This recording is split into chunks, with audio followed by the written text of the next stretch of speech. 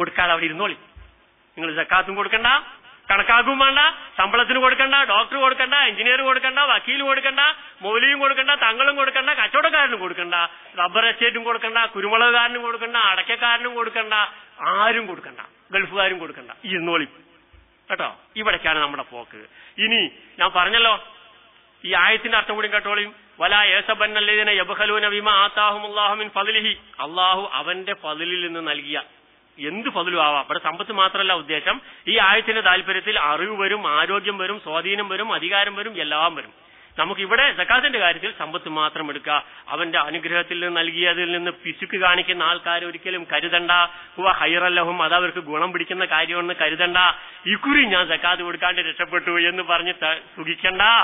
സക്കാത്ത് സെല്ലെന്ന് കത്ത് വന്നു, പക്ഷെ അവരെന്നെ രണ്ടാമത് വിളിക്കാത്ത കാരണം കൊടുക്കേണ്ടി വന്നില്ല എന്നൊക്കെ പറഞ്ഞിട്ട് അത് ഖൈറായി എന്ന് കരുതണ്ടെന്നാ പറഞ്ഞു വരുന്നത്. ബൽഹുവ ശർറുല്ലഹും, അത് അവർക്ക് ഏറ്റവും വലിയ അപകടം വരുത്തി വയ്ക്കും. സയുതവഖൂന മാ ബഖിലൂ ബിഹി, അവർ പിശുക്ക് കാണിച്ച സമ്പത്ത് കൊണ്ട് അവർക്ക് കഴുത്തിൽ ആഭരണം അണിയിക്കപ്പെടും. യൗമൽ ഖിയാമ, ഖിയാമത്ത് നാളിൽ ആ ആഭരണത്തിന്റെ തോതാണ് ഈ പറഞ്ഞത്, ഈ പാമ്പായിട്ട് വരും എന്ന് പറഞ്ഞത്. മനസ്സിലായോ? സൂക്ഷിക്കുക. ഇനി ഞാൻ പറഞ്ഞല്ലോ നേരത്തെ, ഒട്ടകത്തിന്റെ സക്കാത്ത് കൊടുക്കാത്തവൻ, ആടിന്റെ സക്കാത്ത് കൊടുക്കാത്തവൻ, മൂരിന്റെ സക്കാത്ത് കൊടുക്കാത്തവൻ, നാൽക്കാലിയുടെ സക്കാത്ത്, ആ ആടിന്റെയും മൂരിന്റെയും ഒട്ടകത്തിന്റെയും പോത്തിന്റെയും കുത്തും ചവിട്ടും കൊള്ളേണ്ടി വരുന്ന വരെ മുന്നറിയിപ്പ് നൽകിയിട്ടുണ്ട്. സൂക്ഷിച്ചോളി. മനസ്സിലായെങ്കിൽ ഒരു ഒട്ടകം ഏറ്റവും കൂടുതൽ തടിച്ച് കൊഴുത്ത് കുളമ്പും കൊമ്പും പിന്നെ എന്തൊക്കെ ഉണ്ടാവുക, അതൊക്കെ ഏറ്റവും ടോപ്പ് ലെവലിലായ ഒരു ഒട്ടകം എത്ര ഉണ്ടാവുമോ അത് അങ്ങനത്തെ ഒരു കൂറ്റൻ ഒട്ടകമായിട്ട് അത് വരും.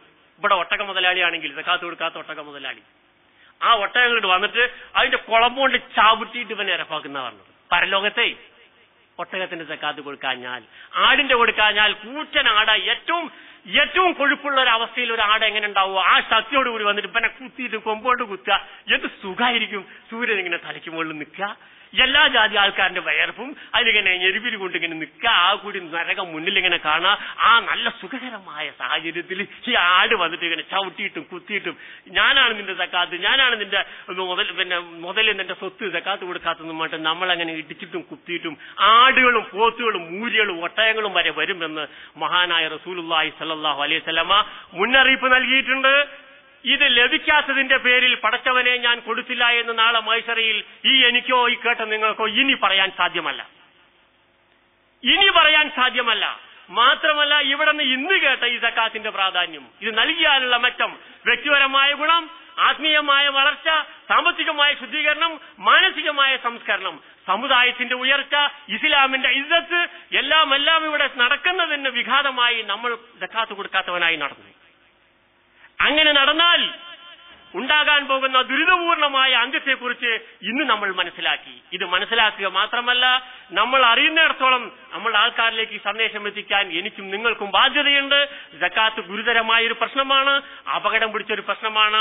സൂക്ഷിച്ചില്ലെങ്കിൽ വൻ അബദ്ധം വരുത്തി വയ്ക്കും സക്കാത്ത് എന്ന് മനസ്സിലാക്കിയ നിങ്ങളും ഞാനും ഇത് എത്താത്തവർക്ക് എത്തിച്ചു കൊടുക്കുകയും നമ്മളുടെ ഭാഗം ആ കാര്യത്തിൽ വളരെ സൂക്ഷ്മമായി കൃത്യമായി വരുമാനം കണക്കാക്കി, കൃത്യമായ പേഴ്സന്റേജ് കണക്കാക്കി യഥാർത്ഥ അവകാശികൾക്ക് കൊടുക്കുന്ന ഒരു സംവിധാനം നമ്മുടെ ജീവിതത്തിൽ എത്രയും പെട്ടെന്ന് നടപ്പിൽ വരുത്താൻ ആഗ്രഹിക്കുക, അതിനുവേണ്ടി ശ്രമിക്കുക. അള്ളാഹു അനുഗ്രഹിക്കുമാറാവട്ടെ. ഞാൻ അവസാനിപ്പിക്കുകയാണ്.